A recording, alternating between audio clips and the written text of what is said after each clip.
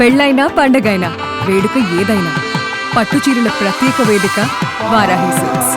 సాంప్రదాయానికి సౌందర్యానికి వారధి. గంటా పదంగా చెప్తున్నా 90 నుంచి 100 సీట్లతో తిరిగి కేసీఆర్ గారు ముఖ్యమంత్రి కావడం ఖాయం ఖాయం ఖాయం. కేసీఆర్ గారు ముఖ్యమంత్రి అయిన మొదటి రోజే నేను మీ అందరికీ మాటిస్తా ఉన్నా, కేసీఆర్ గారు ముఖ్యమంత్రి అయిన తర్వాత మొట్టమొదటి రోజే మీరు మా తెలంగాణ తల్లి స్థానంలో పెట్టిన రాహుల్ గాంధీ తండ్రి విగ్రహాన్ని సకల మర్యాదలతో గాంధీ భవన్ కి పంపించేది కూడా ఖాయం ఖాయం ఖాయం.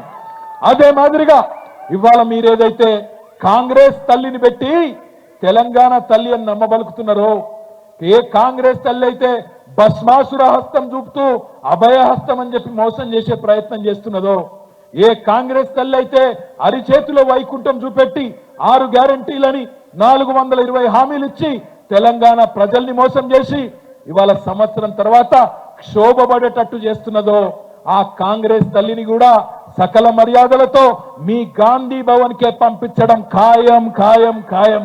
ఇది రాసి పెట్టుకో రేవంత్ రెడ్డి అని నేను చెప్తా ఉన్నా. ఇవాళ ఏ ఒక్క కాంగ్రెస్ సన్యాసో, ఏ ఒక్క చరిత్ర తెలియని మూర్ఖుడో చరిత్రను మారుస్తా అనుకుంటే అది వాళ్ళ అవివేకం అవుతుంది. కానీ మనం జాగ్రత్తగా ఉండకపోతే, మనం అప్రమత్తంగా ఉండకపోతే, పెద్దలు చెప్తారు, సింహాలు తమ గాథ తాము చెప్పుకోకపోతే, సింహాలు తమ కథ తాము చెప్పుకోకపోతే వేటగాళ్ళు చెప్పే పిట్ట కథలే చరిత్రగా మారుతాయని చెప్తారు.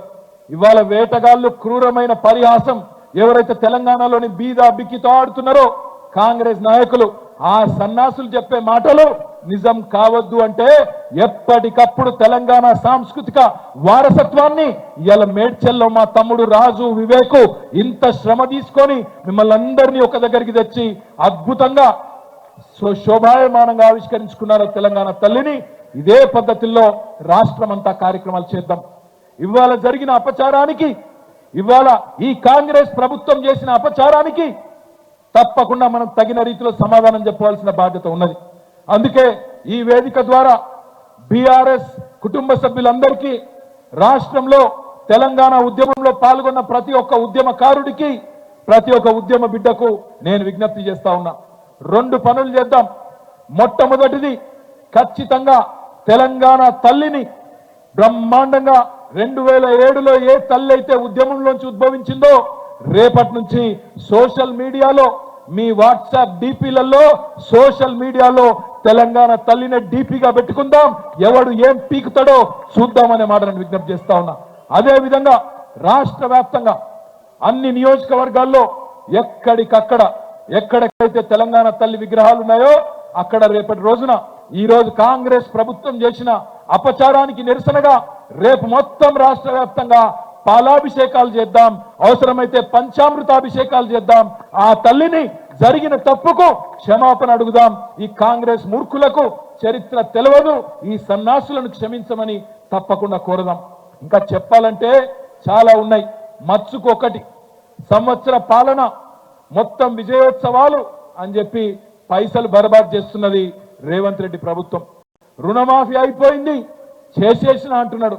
ఇగో ఇప్పుడే మా మందా సంజీవ రెడ్డి, మా శ్రీనివాస్ మేడ్చల్ ఎక్స్ఎంపీపీ, గట్కేసర్ ఎక్స్ఎంపీపీ ఇద్దరు వచ్చి ఒక కాగితం నాకు ఇచ్చిపోయారు. Gatkesar farmers service cooperative society, ఒక మచ్చుకు ఎంత దొంగ మాటలు, రేవంత్ రెడ్డి మాట్లాడే మాటలు, కాంగ్రెస్ మాటలు అని చెప్పడానికి మచ్చుకు ఒకటి చెప్తున్న శాంపుల్. గట్కేసర్ రైతుల కోఆపరేటివ్ సొసైటీ, ఇలా 1189 మంది రైతులు ఉన్నారు. అందరికీ కూడా 2 లక్షల కంటే తక్కువనే లోన్లు ఉన్నాయి. 2 లక్షల కంటే తక్కువనే లోన్లు ఉన్నాయి. ఇగో మొత్తం చిట్టా, మొత్తం 1189 మంది రైతుల ఇగో మొత్తం చిట్టా వీడు ఉన్నది. మొత్తం ఇలా కాగితాలలో మొత్తం లెక్క తీసుకొని వచ్చిర్రు మనోళ్ళు. వాళ్ళకు కావాల్సిన రుణమాఫీ ఎంత అంటే మొత్తం తిప్పి కొడితే 18,98,00,000. రేవంత్ రెడ్డి ఏమో అయిపోయింది మొత్తం అయిపోయింది అంటాడు. ఎంతమందికి అయింది ఎరికేనా? ఇలా 1189 మందిలా ఒక్కనికి కూడా కాలే, గుండు సున్నా. ఒక్కలంటే ఒక్కరికి కూడా కాలే. గిట్లుంటది రేవంత్ రెడ్డితో పెట్టుకుంటే, కాంగ్రెస్ తో పెట్టుకుంటే గిట్లుంటది. 6 గ్యారంటీలు ఆటకెక్కినాయి. ఏం జరిగింది? ఈ సంవత్సర కాలంలో ఆలోచిస్తే 3 మాటలు చెప్పచ్చు. కేసీఆర్ కు తిట్లు, దేవుని మీద ఒట్లు, హామీలకు మాత్రం తూట్లు. 420 హామీలకు తూట్లు. ఇది తప్ప పీకిందేమీ లేదు. ఏం చేసినా రేవంత్ రెడ్డి సంవత్సరం నుంచి అంటే అదాని కోసం, అల్లుని కోసం, అన్నదమ్ముల కోసం, బావమరిదికి అమృతం పంచడం కోసం మాత్రం జోర్దార్ పనిచేసిండు. వచ్చే సంవత్సరం అనుముల అన్నదమ్ములు బ్రహ్మాండంగా అదాని గారిని కూడా దాటిపోయే స్థాయికి తెలంగాణను మాత్రం విచ్చలవిడిగా దోపిడీ చేస్తా ఉన్నారు. అందుకే మిమ్మల్ని కోరేది, సందర్భం ఏదైనా ఈ మోసగాళ్లను నమ్మడానికి వీల్లేదు. రేపు రాబోయే రోజుల్లో జరిగే పంచాయతీ ఎన్నికలు కావచ్చు, జిల్లా పరిషత్ ఎన్నికలు కావచ్చు, లేదా మున్సిపల్ ఎన్నికలు కావచ్చు,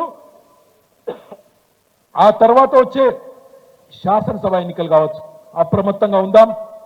పార్టీని పునర్నిర్మాణం చేసుకుందాం.